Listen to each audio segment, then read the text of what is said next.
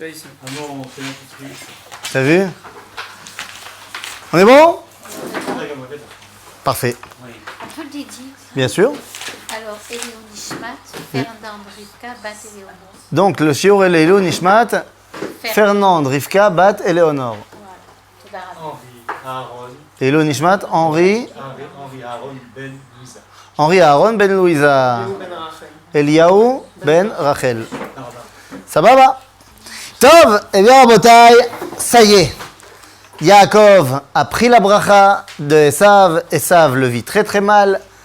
Et donc, Rivka décide de protéger son fils, en fait ses fils, et renvoie Yaakov. Elle lui dit, pars d'ici, parce que sinon Esav il va te tuer, pars d'ici. Donc l'argument pour lequel Rivka va envoyer Yaakov au loin, c'est Pikuach Nefesh. Seulement, c'est pas ce qu'elle dit à Yitzhak. À Yitzhak, elle a un autre argument qui n'a rien à voir avec Esav. C'est quoi? Eh bien, je reprends en fait le dernier verset du chapitre Kaf Zayin. Va tomer Rivka el Yitzhak, katzti bechayai mipne benot chet. Im lokeach Yaakov isha mibnot chet, kaele mibnot haaretz, lamali chayim.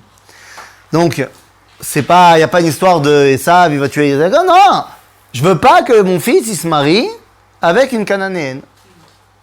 Par opposition à Esav, qui lui a pris des femmes canaaniotes. Donc elle dit non, je veux pas que Yaakov il prenne des femmes canaaniotes. Ça vient d'elle Ou de qui?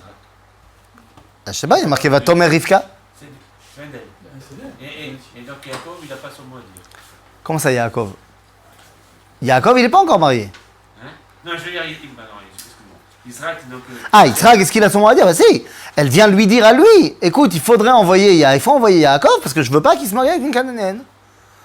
C'est-à-dire, donc maintenant c'est Yitzhak qui va appeler Yaakov. D'accord? Mais on voit que l'argument qui est donné à Yitzhak n'est pas du tout le même que celui qui est donné à Yaakov lui-même. Pourquoi elle n'a pas dit à Yaakov, va te marier? Pas joute. Ça, c'est une injonction familiale Depuis Abraham. Vraiment, ok. Mais la question c'est pourquoi elle lui a pas dit à lui? Pourquoi Rivka, elle dit pas à Yaakov, va te marier?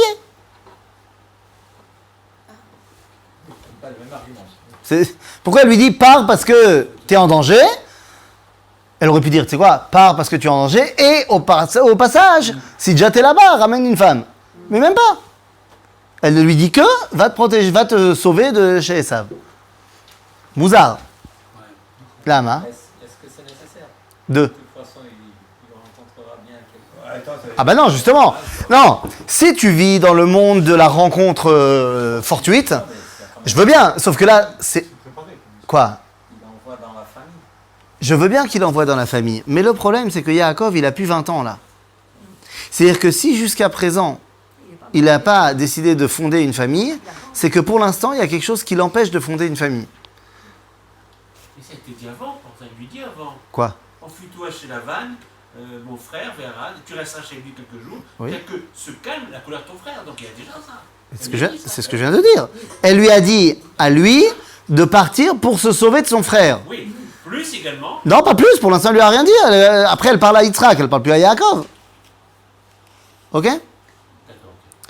Donc il semblerait que pour l'instant, Yaakov tout seul, il pense pas qu'il doit aller se marier avec la famille de maman. Mais sauf que vous amenez ça comme une bonne question. Il dit, mais c'est une injonction déjà qui date depuis Abraham. Depuis Abraham, on sait qu'on se marie dans la famille. Ah, pourquoi Yaakov, il ne le fait pas? Il étudie toute la journée. Non, c'est pas qu'il étudie toute la journée. Enfin, oui, il étudie toute la journée, tu as raison. Mais c'est-à-dire que Yaakov comprend que celui qui doit se marier avec la famille, c'est celui qui est l'héritier d'Abraham. Je ne sais pas si je suis vraiment l'héritier d'Abraham. Israël, oui, celui qui est rentré dans la tente. Mais moi, Yaakov, je ne sais pas. Il attend d'avoir en fait le Ishour de Yitzhak. Et le Ishour, il arrive maintenant. ויקרא יצחק אל יעקב ויברך אותו ויצווהו ויאמר לו לא תיקח אישה מבנות כנען. קום לך פדנה ארם ביתה בתואל אבי אמך וקח לך משם אישה מבנות לבן אחי אמך. ואל שדי יברך אותך Veyafrecha, veyarbecha, veyita likalamim. Je ne vais pas encore une fois expliquer ce que c'est El Shaddai. Par contre, je vais vous poser une autre question. El Shaddai, ça fait référence à Abraham. Parce que la première fois qu'on voit El Shaddai, c'est-à-dire Dieu se dévoiler sous ce pseudonyme-là, c'est lorsqu'il promet à Abraham la descendance. Donc lorsque Yitzhak vient lui dire El Shaddai, ça doit déjà allumer quelques nourotes, quelques ampoules chez Yaakov. Vaïten lecha et Birkat Avraham. Voilà. Vaïten lecha et Birkat Avraham.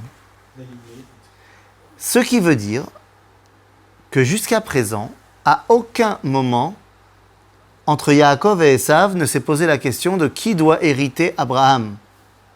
Birkat Avraham, pour l'instant, n'a pas été mise dans le jeu. La bracha que Esav a donnée à Yaakov, croyant que c'était Esav, ce n'est pas Birkat Avraham. C'est la bracha du Bechor. Mais la Birkat Avraham, c'est-à-dire celui qui doit poursuivre le peuple juif et hériter de la terre d'Israël, là maintenant elle est donnée. Ok, Veiten lecha et Birkat Avraham. Lecha ulzarecha itach. לרשתך את ארץ מגוריך אשר נתן אלוהים לאברהם. Ok?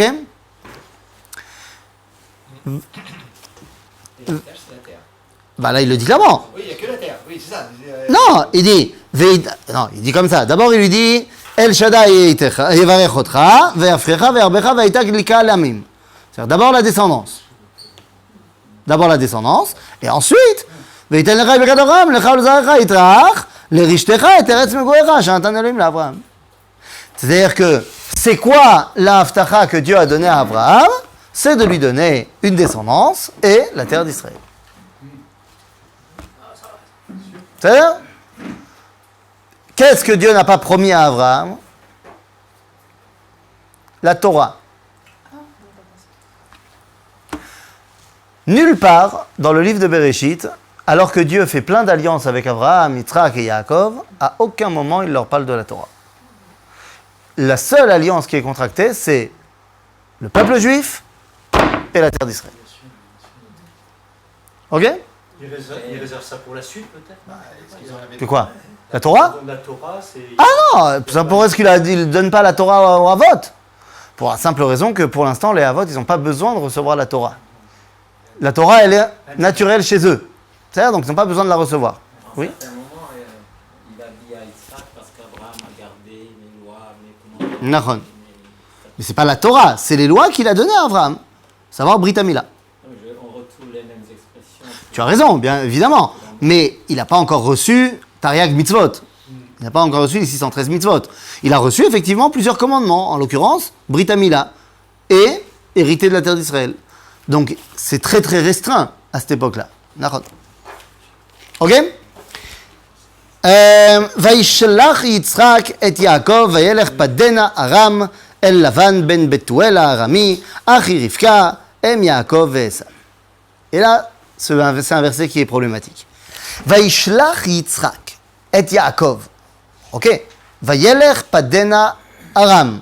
Jusque-là, tout va bien. C'est quoi Padena Aram? Padena Aram, c'est à Aram Naharaim. C'est comme si tu dis, je t'envoie à Metz, en Lorraine.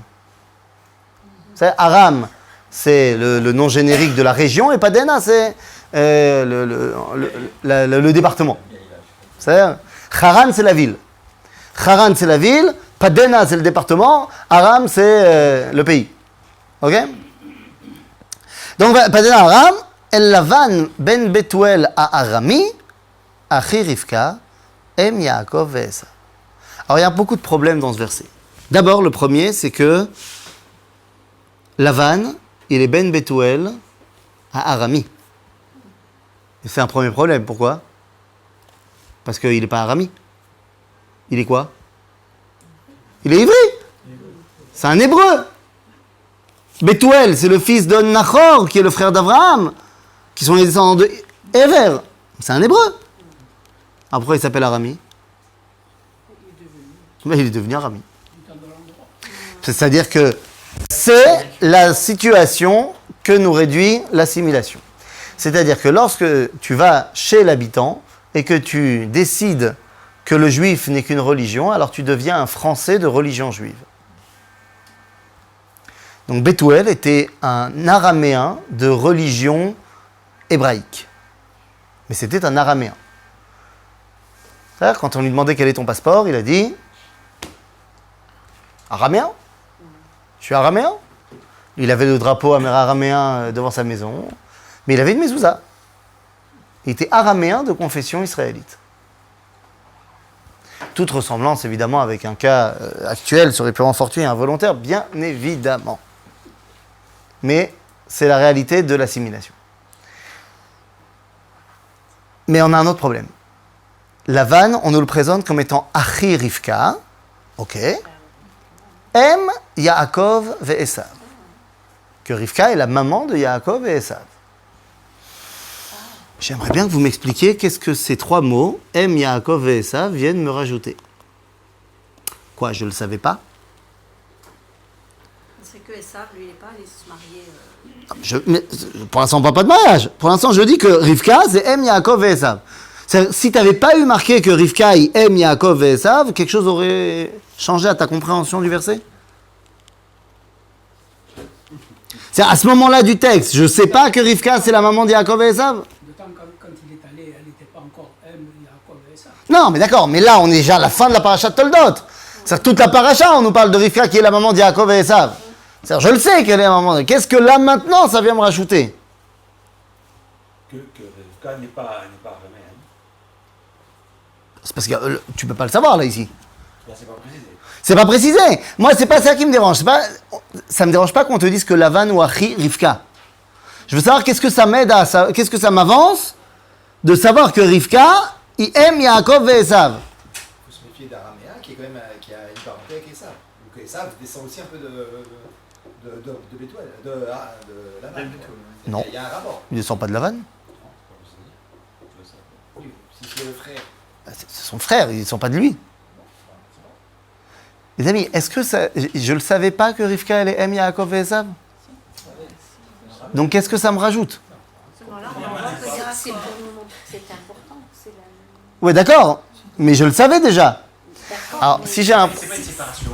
Ouais. C'est logique. C'est-à-dire c'est clair. Donc il y a l'araméen, il y a Rivka qui a créé avec Isaac une autre branche de la famille. D'accord, mais je le sais. Je n'ai pas besoin que tu me le dises ici. C'est comme ça que je comprends le verset. Jusqu'à maintenant, on décrit l'histoire du Bereshit, etc. Mais jusqu'à maintenant, on ne parle pas de Rivka. Rivka, on en parle maintenant. Et on te dit qu'est-ce qu'elle va être. Jusqu'à maintenant, elle n'est pas mariée, elle n'a pas d'enfant. Mais pourquoi tu dis ça? Pourquoi tu dis ça? On te dit, Non, attends. elle sera... Rabbi Eliaou, je te ramène dans le truc. Là, on est à la fin de la paracha de Toldot. Ce que tu dis était vrai au début de la paracha de Toldot. Mais là, ça fait toute une paracha qu'elle est maman et qu'on sait très bien qu'elle est maman et on raconte les histoires de ses enfants. Il y a déjà eu toutes les histoires entre Yaakov et Esav. Donc, je le sais déjà qu'elle est maman maintenant.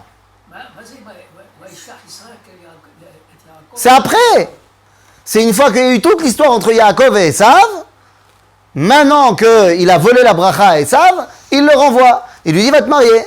Donc, on est après l'histoire. Rabotai, Zemot Pachout. Quand on a... Hein? Je sais pas, est-ce que c'est pas parce qu'on a mis du coup l'arbre Yaakov avant Esav, alors que la Juda était M de Esav et Yaakov?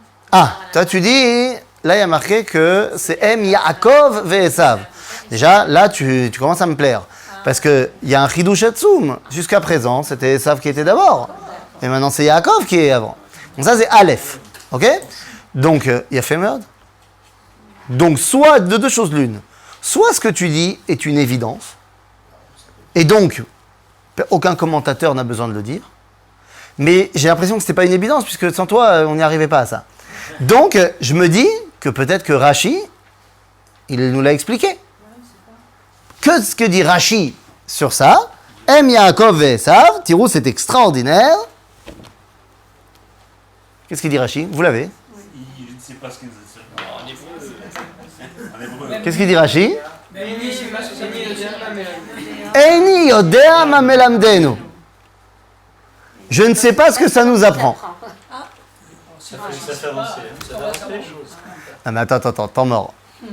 Rashi n'a pas expliqué tous les mots du Tanakh, tous les mots de la Torah. Donc, s'il n'a rien à nous dire là-dessus, ben, qu'il dise rien. Ouais, tandis que là, il dit qu'il a rien à dire. Là, il a quelque chose à dire, et qu'est-ce qu'il a à dire? C'est « je ne sais pas ce que ça nous apprend Donc il dit il y a un secret là derrière. ». Tu comprends? C'est quand même bizarre, cette histoire. Je veux dire, On devrait apprendre quelque chose. bah, Ouais, ou alors, si tu n'as rien à dire, bah, dis rien. Ouais, il éveille notre attention. נכון? il évite. עכשיו, מה זה אומר שרבקה היא אם יעקב ועשיו? פשוט מאוד. Alors déjà, ce que tu as dit, c'est très vrai, parce que maintenant, Yaakov passe devant. Mais il y a une autre chose. Vous allez me dire, oui, bah, c'est évident. Il y a une origine commune à Yaakov et Esav. Bon, vous allez me dire, En chidouche. C'est vrai, oui, d'accord, il y a une origine commune entre Yaakov et Esav. Rashi ne nous dit pas Eini yodea ma ze melamed. הוא אומר, איני יודע מה מלמדנו. כי מה זה מלמד, רש"י הוא יודע. Que ça explique qu'il y a une origine commune entre Yaakov et Esav, ça Rashi le sait. Mais il ne sait pas ce que ça nous apprend. Mais c'est à nous. C'est qui à nous?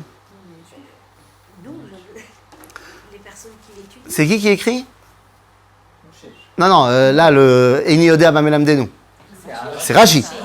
Donc c'est Rashi parle à qui? À quel juif? À ses élèves. C'est-à-dire les gens qui vivent à son époque. Voilà, oui. Il a fait. À l'époque de Rashi, Rashi te dit, à mon époque, je ne sais pas ce que ça veut dire. Je sais très bien ce que ça veut dire, mais je ne peux pas te le dire ce que ça veut dire, qu'il y a une origine commune entre Yaakov et Esav. Parce que Yaakov, c'est Israël, et Esav, c'est le christianisme. Je ne peux pas, au XIe siècle, au début des croisades, te dire qu'il y a une origine commune entre Israël et le christianisme. Impossible. Donc, je te marque une phrase pour que tu vas... Et le Raphison, il viendra plus tard et il t'expliquera. Ça, C'est pour ça que je voulais dire que en fait, c'est pas seulement que ça nous enseigne quelque chose, mais c'est un rappel pour qu'on n'oublie pas. Parce que ça va s'éloigner. Donc, pour qu'on n'oublie pas que Esav, il est de la famille. il est de la famille. D'accord? Bah, il va s'éloigner finalement pas tant que ça. Oui, bah, vers Ishmaël. Ouais, non, mais si tu regardes l'histoire juive, finalement, les descendants de Esav n'ont jamais vraiment voulu s'éloigner du peuple d'Israël. C'est intéressant. Donc, en tout cas, Vayar Esav ki berach Yitzhak et Yaakov. Ça, il l'avait déjà vu. Donc là, on parle de quel bracha? De Birkat Avraham. Esav vient de voir que Yitzhak berach et Yaakov be Birkat Avraham. Et alors quoi? Donc il lui dit, הנה, וירא עשיו כי ברך יצחק את יעקב וישלח אותו פדנה ארם לקחת לו משם אישה בברכו אותו. ויצב עליו לאמור לא תיקח אישה מבנות כנען. Donc Esav est mis au courant de toute l'histoire. Donc qu'est-ce qu'il fait? וישמע יעקב אל אביו ואל אמו וילך פדנה ארם. Jusque là, tout va bien. Donc ça veut dire quoi? C'est un bon garçon. Ça veut dire que pourquoi Yaakov part en exil? Ben, c'est Kiboud Avem. Il écoute C'est Kiboud Avem. Ça lui permet comme ça de ne pas transférer, de ne pas faire la vera, de ne pas... Ah, donc quand les gens vont me dire qu'il avait peur parce qu'il n'avait pas fait la mitzvah de Kiboud Avem, machin, c'est pas vrai. Il n'est pas là à côté de papa et maman parce que papa et maman m'ont dit de ne pas être à côté de papa et maman. C'est-à-dire, donc ça aura son importance plus tard. Ce que je vous dis là maintenant, ça aura son importance quand on parlera de la paracha de Vaishlach. C'est dans longtemps, mais ça aura son importance. Il y a aussi bon. וישמע יעקב אל אביו ואל אמה. Imo. Imo. Donc, il a entendu son père, sa mère. Sa mère lui a dit, attention, méfie-toi d'Esav. Et son père lui a dit, ne te marie pas avec Nachon. lui. Ok. Bon, il y a peut-être une nuance, peut-être à apporter. C'est-à-dire qu'il part pour deux raisons. Un, pour écouter papa et aller se marier avec une fille de Lavan. Et deux, parce qu'il ne veut pas non plus que Esav... Parce qu'il aurait très bien pu, si c'était que écouter papa, il aurait pu envoyer un chaliar, comme on avait fait pour papa. Envoyer un chaliar chez Lavan et ramener une femme. Mais comme il veut aussi écouter maman, eh ben, il ne faut pas que je reste dans les parages, sinon Esav il va me tuer. Ok? Vayar Esav kiraot benot Kenan bene Yitzhak aviv. Et oui, parce que Yitzhak et Esav ont une relation fusionnelle.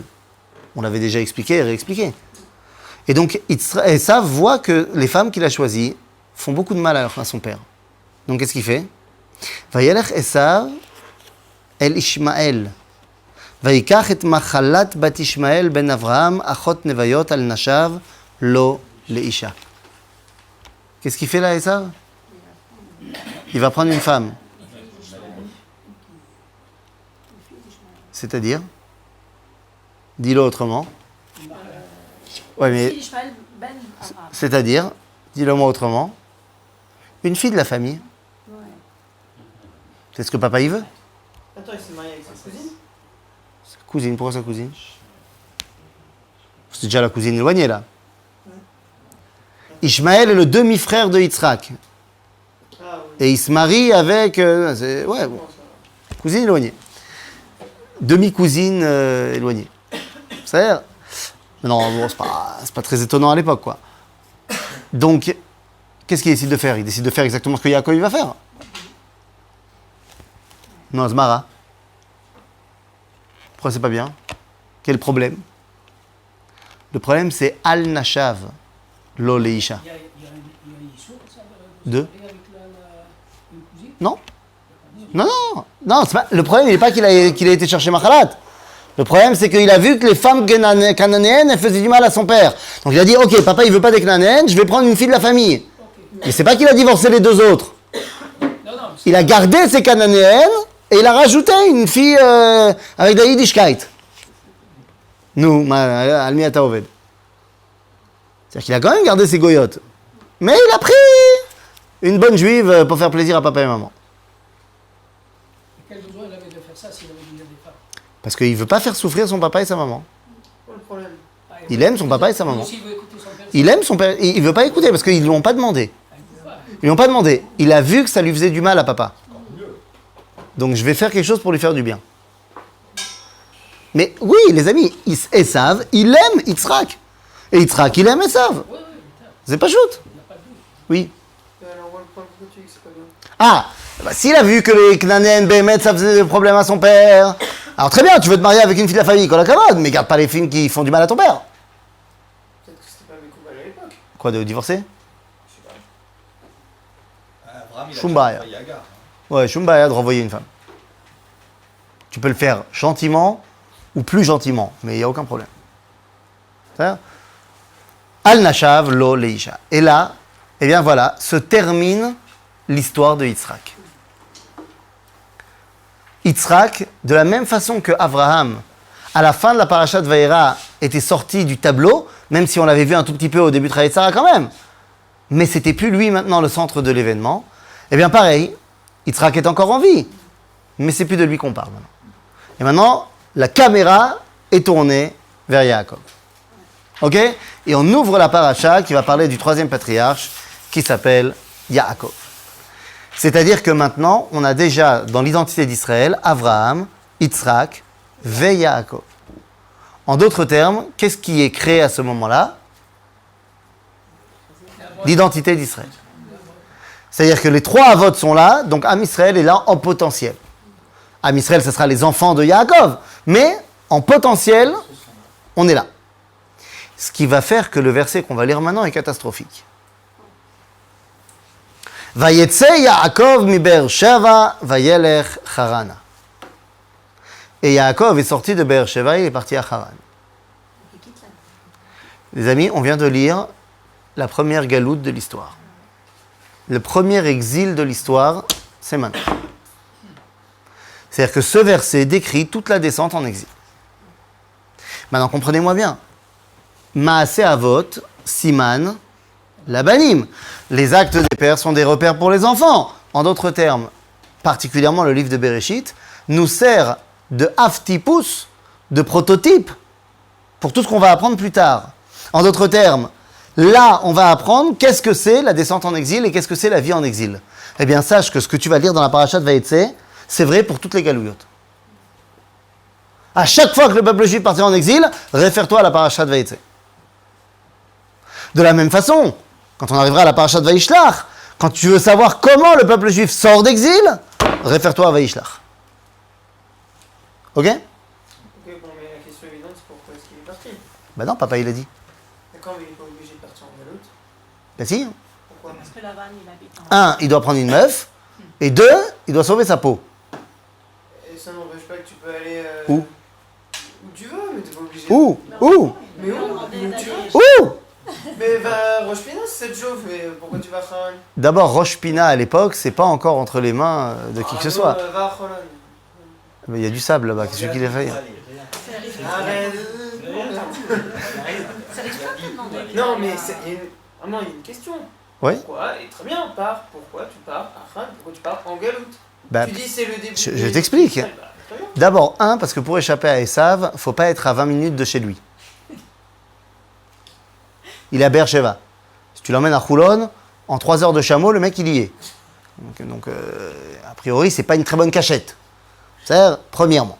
Deuxièmement, à Choulon, il n'y a pas les filles de Lavan. Peut-être que Lavan pourrait le protéger aussi. Bah, évidemment qu'il va le protéger quand il arrive là-bas. Non, je veux dire aussi de Esav. Non, mais de toute façon, il n'a pas besoin de le protéger de Esav. Esav, il déteste Yaakov là maintenant, à ce niveau-là. Mais il va pas se taper 1000 km pour aller le tuer, t'en fais pas. Dans le Midrash, on dit que, quand il a vendu son droit d'aînesse, c'est parce qu'il allait tuer Nimrod.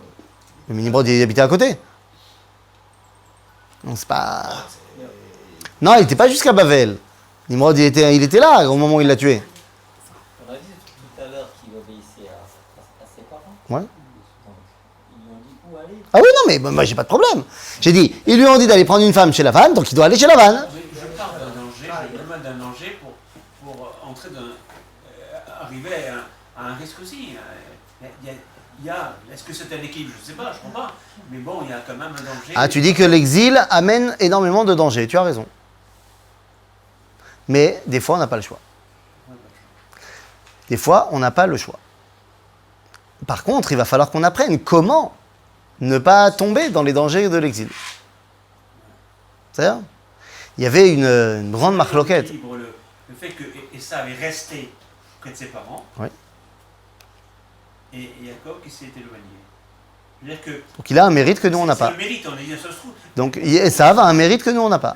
Nahon. Ça jouera en sa faveur plus tard. Combien de temps il est resté? Quoi, Yaakov? Non, mais ça. Bah, c'est-à-dire, combien de temps Esav il est resté à côté de ses parents? Par rapport à Yaakov? Voilà, depuis le moment où il est question de partir pour Jacob. Oui, bah, Yaakov va être dehors pendant 22 ans. Pendant ces 22 ans, Esav il est à côté de papa et maman. Mais ça, il va partir aussi. Plus tard.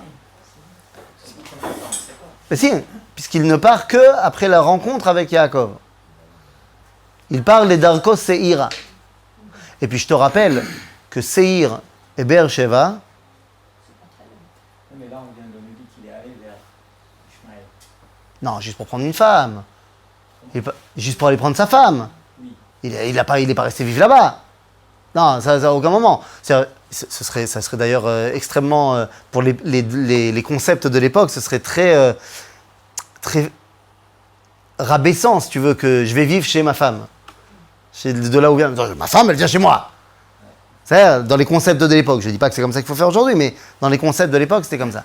Donc, non, Esav, il est toujours là. Et même si tu me dis qu'il est déjà parti à Seir à un moment donné, Seir, Beersheba, en une après-midi, t'es là, quoi. Donc, c'est pas la folie, quoi. Bikitsur Rabotai, il s'en va. Il s'en va. Vayetse Yaakov mi Beersheba, vayelech Harana. Nous, à ce moment qu'on a dit, c'est terrible, c'est le départ en exil de Yaakov, donc en potentiel du Ham Israël. Ok? Il y avait une grande marloquette entre les rabbins d'Europe de l'Est pendant les guerres napoléoniennes. Lorsque Napoléon est arrivé en Russie, il a fait la campagne de Russie, il y avait un grand débat entre les rabbins de toute cette région-là. Faut être pour qui? Faut être pour le tsar ou pour Napoléon? On m'a mon brim. T'aurais mis qui, toi? T'aurais voté pour qui? Allez. Le tsar?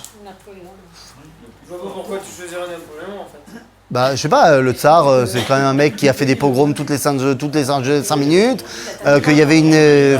c'était pas le mec le plus fan des juifs de l'univers, le tsar. Il attaque le corps. Je te parle pas forcément des rabbins de Russie. Pas forcément les rabbins de Russie. Mais tu sais quoi? Mais même les rabbins de Russie, parce que Napoléon pouvait être vu comme un libérateur. Il va faire la grosse histoire. Il fallait savoir Mais ça, ils le savent pas encore. ce que représentait Napoléon à l'époque. Il représentait quoi? Il représentait la France. Pourquoi il a décidé d'envahir Non, parce qu'il voulait être l'empereur du monde. Mais pour les juifs qui habitent en Russie, en Europe de l'Est, en Bégadol, dans l'Empire russe, Moi, je ne connais pas l'histoire, mais s'ils étaient malheureux, c'est sûr que là, ils voyaient un libérateur, peut-être. donc il faut être pour Napoléon. Oui. Bien fait. Sauf que c'est pas ce que va dire le Admor Hazaken. Le Admor Hazaken, le premier rabbi de Chabad, Rav Shneor Zalman de Ladi, qui donc est sous domination russe, et les Russes lui ont pas fait des cadeaux, hein. Le tsar il l'a mis en prison. C'est-à-dire donc il n'est pas fan, il n'a pas eu un traitement de faveur de la part des autorités russes. Mais le Admor Hazaken il dit qu'il faut être pour le tsar et contre Napoléon. Lama, d'ailleurs c'est de là que les Chabad ils chantent Aderet Vaemuna sur l'hymne de la Marseillaise. Okay, c'était pour prendre les forces de Napoléon.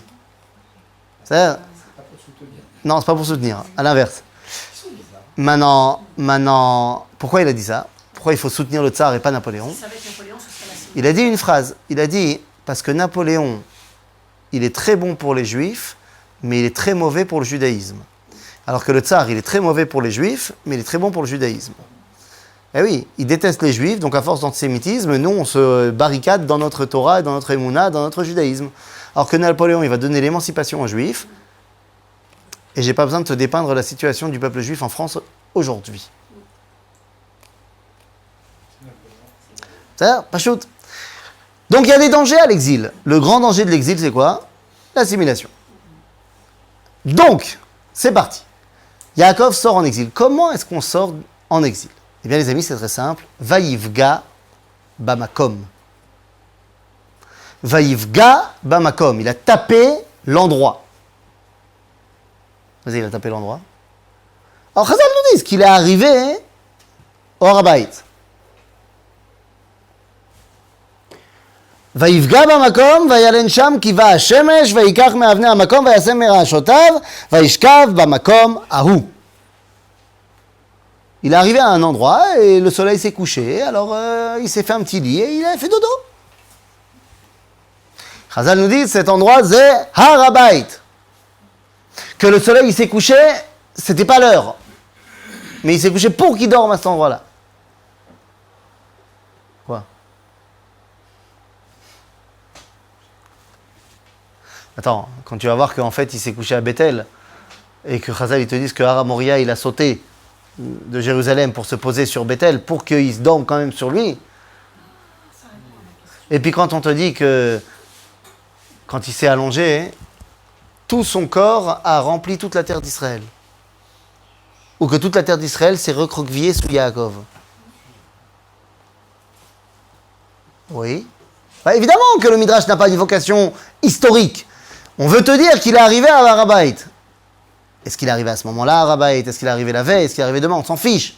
Ce qui est important, c'est que Vaïvga bamakom.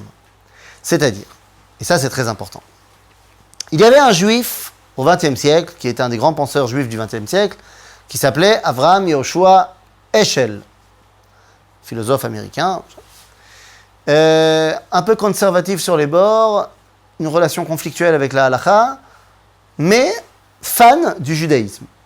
Il a écrit plusieurs ouvrages, parmi eux les bâtisseurs du temps. Bon, il a créé aussi un livre sur le Shabbat. Et dans son livre Les bâtisseurs du temps, il explique que nous, les Juifs, nous sommes des bâtisseurs du temps. Par rapport aux Goïms qui, eux, font des palais dans l'espace, nous faisons des palais dans le temps. Ce qu'on appelle les fêtes. Shabbat, Yamim Tovim, c'est Armonot Bazman. Ok? Ok. Et il te dit que Gdushat Azman, elle est beaucoup plus importante que Gdushat Makom. Et oui, parce que cette dimension d'endroit saint, de Beth Amikdash, en fait, n'est que la résultante de la faute. Il y a eu le veau d'or, Et comme il y a eu le veau d'or, alors Dieu nous a fait un compromis, il nous a donné le Mishkan.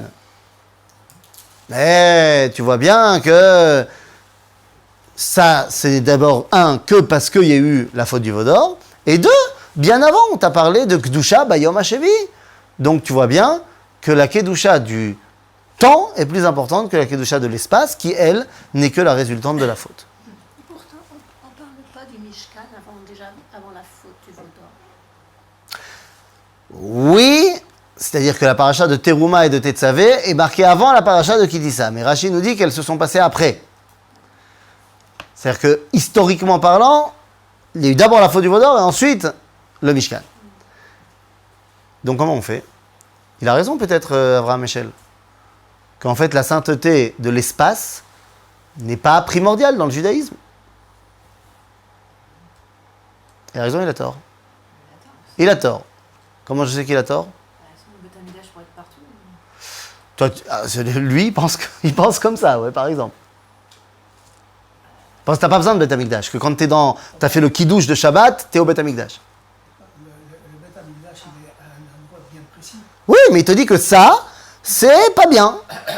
C'est parce qu'on était tellement païens à l'époque qu'on avait besoin d'un temple. Comme en Égypte, il y avait des temples, on avait besoin d'un temple.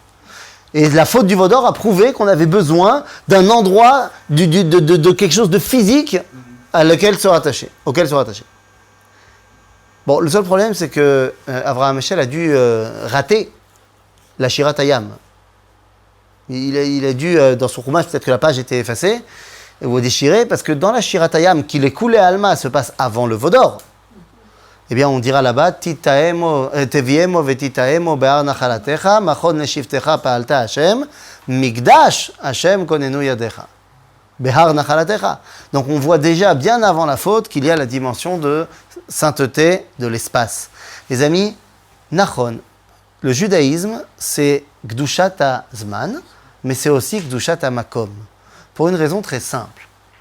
Est-ce que vous avez déjà fait, je me tourne vers les plus jeunes d'entre nous, est-ce que vous avez déjà fait ce truc qui s'appelle des datim? Des datim. C'est quoi? C'est un mot hébreu, ça? Bevadaï. Une date, un rencard, un rendez-vous galant. J'ai dû traduire en ancien français. C'est un yiddish, ça? Quoi, date? Non, c'est en anglais. C'est en anglais, mais le im à la fin, c'est vrai que c'est de l'hébreu. C'est slang, ma chénikra. Donc, est-ce que ça nous est déjà arrivé de faire des datim? Ça t'est déjà arrivé à toi? Je plaide coupable. Toi, c'était déjà arrivé? Il y a tellement longtemps. C'est ça, hein? Tu t'en rappelles? Il y a tellement longtemps. Quoi, c'était en Algérie? Non. Où c'était? Yarasra. Yarasra, hein? Maintenant, dis-moi. La vérité, c'est que les jeunes, ils appellent ça des dating, mais le principe était le même à l'époque. C'est-à-dire, même à mon époque, je te dis ça, moi je te parle de ça il y a des milliers d'années. Pour faire une date, il faut 3 éléments. Et s'il manque un des 3 éléments, il n'y aura pas de date. D'abord, il faut la meuf. Ou le mec. Le méchané. C'est-à-dire, il faut la personne avec qui tu veux dater. Tu ne te fais pas une date toute seule. C'est assez pathétique. Donc, il faut d'abord la personne, l'identité que tu veux rencontrer. Deuxièmement, il faut l'endroit et il faut le moment. Parce que si tu décides que je te rencontre à 10h, mais je ne dis pas où, on ne risque pas de se rencontrer. Donc s'il manque un des 3 éléments, il n'y a pas de bgisha. C'est pour ça que dans le judaïsme, Gdushat HaMakom, elle est tout aussi importante que Gdushat HaZman. Tu ne peux pas rencontrer Dieu sans le temps et sans l'endroit. Moi, j'avais le sentiment que le temps était plus important que le lieu, par le fait que les Chagim, c'est un cycle, et qu'en fait, on fait toujours référence à cette notion de cycle, indépendamment du lieu. Donc, tu es en train de me dire que c'est quand la dernière Chag que tu as fait? C'était Shavuot. Donc, tu es en train de me dire qu'à Shavuot, tu as rencontré Dieu. Tu as rencontré Dieu? Oui? Moi, je veux bien, mais le dis pas trop fort. Pas de micro aussi. Donne-lui l'adresse. T'as rencontré Dieu à Shavuot? Non, je suis très sérieux. Non, mais, T'as rencontré Dieu? je crois l'avoir rencontré. Je pense, j'espère l'avoir rencontré. Enfin, je sais pas. Il m'a pas confirmé. Pas loin d'ici, il y a un hôpital. Si tu veux, je pourrais te déposer là-bas après. T'as pas rencontré Dieu. Et tu le sais que t'as pas rencontré Dieu. Tu sens que tu as eu une connexion avec quelque chose, tu t'es élevé, ce que tu veux. Mais t'as pas rencontré Dieu. Lama, parce que bien que tu aies fait Shavuot, t'étais pas au bon endroit. Shalosh pa'amim bashana, yirae kol zechurecha et penei Adon Hashem. C'est où? Le Beth Amikdash. T'es pas au Beth Amikdash, comment tu peux voir penei Adon Hashem? Tu peux pas. Maintenant, si tu vas au Beth Amikdash et que c'est pas les Chagim, c'est pas forcément que tu vas le voir non plus. Donc il te faut ces deux constantes. Nahon, ça fait 2000 ans qu'on ne rencontre pas vraiment Dieu. Certes, les fêtes s'appellent des Moadim, Moed Milachon Bgisha, rencontre, mais le Mekdash s'appelle aussi Oel Moed. La rencontre se fait tant dans l'espace que dans le temps, il faut les deux. Ce qui veut dire que là maintenant, Yaakov va sortir de l'espace, il ne sera que dans le temps. Il a compris qu'est-ce qu'il fallait pour résister à ce temps et un jour revenir dans l'espace. Il fallait qu'il se fasse une piqûre d'espacitude. Il a pris un vaccin, je ne sais pas comment on pourrait dire, il s'est fait vacciner contre la non-espacitude. Donc, Vayivga Bamakom. Il a été au Harabait pour se remplir de Harabait. Il a pris une petite pierre dans son sac. Et comme ça, il va pouvoir passer tout son exil. Il aura sa petite pierre dans son sac et il saura que c'est là où il doit rentrer. Est-ce que Am Israël, il a fait ça pendant 2000 ans d'exil? Il a pris une petite pierre dans son sac? Synagogue? Ah, four! La synagogue, c'est le contre-productif au possible. Puisque dans la synagogue, tu te sens bien, tu te sens comme si tu étais au Beth Amikdash, et donc tu te dis, j'ai pas besoin de rentrer au Beth Amikdash. Un peu dans les tfilotes, t'as raison.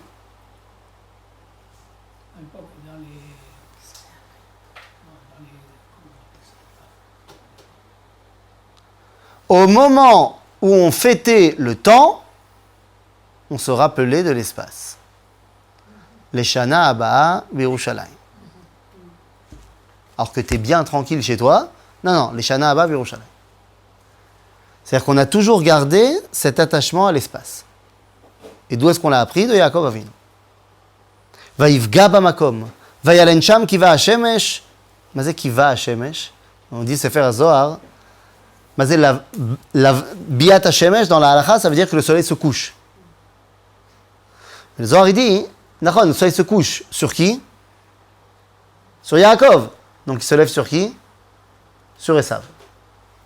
Maintenant, qui va être le patron du monde? C'est Esav, puisque Yaakov s'en va. Ok, Bashimsho shel Esav. Vaikach me'avnei hamakom ve'aseh merashotav ve'ishkav bamakom ahu. Vayachalom. Ça veut dire quoi, Vayachalom? Il a rêvé. Ve'hine sulam. C'est pas de l'hébreu. On rappelle beaucoup plus dans Yehuda et Pilot qu'on était esclaves d'Im, donc c'est un espace. Beaucoup moins qu'on était donc souvenir de l'Akedah d'Israël. C'est normal. C'est normal. C'est pas exactement ce qu'on dit, mais l'Akedah d'Israël, ça ne nous a pas touché nous, en tant qu'Am Israël. Alors que l'esclavage en Égypte, ça nous a touché nous en tant que peuple juif. On est plus. Oui, quoique il y a un passage à Bethel de Yaakov. D'accord, mais il n'empêche que quel est l'événement de référence pour le peuple juif? C'est ce que le peuple juif a vécu, pas ce que les patriarches ont vécu. On dit souvent donc pour Pessah, pas que tu as été. Donc, Évidemment. on nous fait C'est quoi Pessah? situation. Donc on peut par l'étude, on peut revivre cette situation d'espace. Mais c'était pas de l'espace. Bah, en Israël, c'était l'espace quand même. Oui, mais c'est pas le problème qu'on soit en Égypte là-bas. Le problème c'était qu'on soit à Vadim. On aurait pu être à Vadim aussi en Eretz Israël. Le problème c'est qu'on était à Vadim là-bas. C'est-à-dire, les amis, Vayachalom ve'ine sulam. Et il a rêvé et voici une échelle. Ça se dit pas comme ça. On a dû dire Vayachalom, Vayar sulam, ou Bechalomo, ve'ine sulam. C'est qui la sulam? C'est pas de l'hébreu. Il a rêvé et voici une échelle. On aurait dû dire il a rêvé, il a vu une échelle. Et dans son rêve, il voit une échelle. Mais c'est Vayachalom ve'ine sulam. Misé à Sulam. Omer Rabbi Nachman de Breslav. Yaakov Atzmo ou Sulam. Vayachalom. Et donc il est devenu Sulam. Il est devenu celui qui fait le lien entre Shamaim et Haaretz. Et oui, parce que cette Sulam, elle est très particulière. Regardez cette Sulam. Je vous demande de m'aider en termes d'hébreu. Vayachalom ve'ine Sulam Mutzav Arza. Qu'est-ce que ça veut dire Mutzav Arza? Mutzav, ça veut dire bien placé, voilà, ancré. Arza, vers la terre. La notion de tsa, de arza, c'est la notion de vers. Donc, où sont les pieds de l'échelle? Bah non. On te dit que l'échelle est plantée vers la terre. Donc, où sont ses pieds? On t'a pas dit qu'ils sont plantés dans la terre. On t'a dit qu'ils sont plantés vers la terre. Si je vais vers Jérusalem, je ne suis pas à Jérusalem. Donc, où est plantée l'échelle? Donc, elle est plantée où? On dit qu'elle est Moutsav. Dans le ciel. C'est-à-dire? Le seul problème, c'est qu'on nous dit Veroshom Agia Hashamaima. C'est-à-dire quoi, Hashamaima? Vers le ciel. Donc, alors elle est plantée vers où alors? Elle est plantée où? Elle est plantée vers la terre alors. Enfin, elle est plantée sur terre. Elle est entre les deux, finalement. Elle est en lévitation? Alors, elle n'est pas Moutsevet. Si elle est verte. Si elle est en l'air, elle n'est pas Moutsevet. Si elle est d'un côté vers la terre et de l'autre côté vers le ciel, elle est en funambule comme ça. Mais sauf qu'elle ne peut pas être Moutsevet alors à ce moment-là. Je veux bien, mais on dit qu'elle est Moutsav. Moutsav, c'est fixe. Si tu me dis qu'elle en fait, elle tient nulle part, C'est possible. ou alors, Yoter Pashut, il y a deux échelles. Il y a une échelle, en fait, coupée en deux. Il y a une échelle qui commence avec les pieds dans le ciel, qui va vers la terre, et une échelle qui part de la terre et qui monte vers le ciel. Le seul problème, c'est quoi? C'est qu'il y a un endroit au milieu où il n'y a pas de liaison. Eh oui, parce que si Vayachalom ve'ine Sulam, si Yaakov ou Sulam, si l'homme, c'est lui qui est sa propre échelle qui lui permet de monter là-haut, c'est-à-dire Ba'elionim, il y a un moment donné où ce n'est pas rectiligne. Je peux m'élever spirituellement.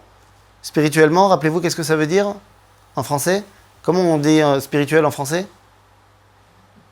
C'est pas du français spirituel. C'est du franglais. C'est quoi spirituel en français? Intellectuel. Spirit, c'est l'esprit. Ok? C'est l'esprit, c'est la tête. Donc, c'est intellectuel.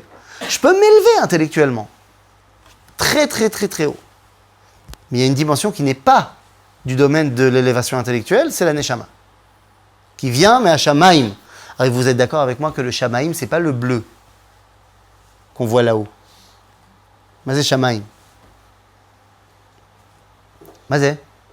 C'est une image. Mazé. C'est une image. Je suis d'accord, mais c'est une image de quoi? L'infini?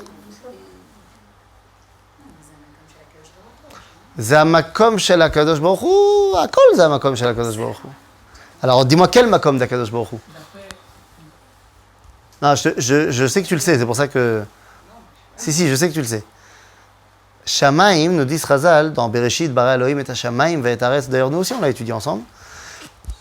C'est Sham Maim, c'est Esh ve Maim, c'est Ha'ichud shel ha'erachim. C'est l'union des valeurs. Et ça, c'est du domaine de la Neshama. Donc, ça, je ne peux pas y arriver avec simplement une élévation spirituelle. Il y a un moment donné où je dois faire une kfitsa entre ce que mon esprit est capable d'atteindre et ce que mon âme atteint. Ok, donc c'est cette dimension de Mutzav Artzav Verosho Magia Hashamaima. Veine Malaché Elohim Olim Veyordim Bo. Attends, je m'en prie. Ils sont où les anges à la base? Ils montent d'abord, ils descendent après. On me dit qu'ils montent et qu'ils descendent, mais les anges, ils viennent d'où? Non, Ils viennent de Shamaim, donc ils devraient descendre et remonter. Mais ils montent et ils descendent. Profiter de l'occasion. Le soir, il nous dit, c'est pas shoot. Malachim sheolim, c'est Malaché Eretz Israël. Qui savent que maintenant Yaakov va sortir, donc Emolim. Veyordim Malaché Chutz Laaretz, qui vont l'accompagner maintenant pendant le chemin. Mais ça ne marche pas avec l'autre Chazal de Midrash Rabbah, qui nous dit qu'il a vu les Arba Malchuyot. Que ces 4 anges qui montent, ce sont les différents sarim, les différents patrons qui vont asservir le peuple juif durant les galouyot. Puisqu'il sait qu'il part en exil. Donc il est en train de voir qui est en train de Olim, Olim, Olim. Vebasof Yordim. Il voit d'abord un qui monte et qui tombe. Je lui dis Altidag, c'est Mitzrayim. Où il y a allé, Gamipol. Après il voit un deuxième qui monte. C'est la Babylone. Et il va tomber aussi. Altidag. Après il voit un autre qui monte. C'est Paras. Paras. Il monte, il est tombé. Et après, il voit un quatrième qui monte, il tombe pas. Roma. Mais c'est Roma. Et là, Yavan? Il n'y a pas, parce qu'il n'y a pas eu de galout Yavan. Yavan, c'est Mashou Acher. Ça a servi ici. Mashou Acher. Mais Roma, il ne va pas tomber. Il dit Altidag. C'est vrai qu'il va rester plus longtemps que les autres, beaucoup plus longtemps, 2000 ans. Mais sauf où il peut. C'est-à-dire, Veine Malaché Elohim, Olim, Veyordim, Bo. Veine Yaakov Nitzav Alav. Vayomar. Qu'est-ce que j'ai dit? N'importe quoi. Veine Hashem Nitzav Alav. Je voulais voir si vous suiviez. Bien sûr. Veine Hashem Nitzav Alav. Vayomar. Ani Hashem Elohei Avraham Avicha. Ve'Elohei Yitzchak. Haaretz asher ata shochev alea. Lecha et enena. Ou lezaracha. De quelle terre s'agit-il? Est-ce qu'il s'agit de toute la terre d'Israël ou simplement des 2 mètres de diamètre sur lequel Yaakov était allongé? Eh bien ça, on verra la semaine prochaine. Chazak ou Baruch.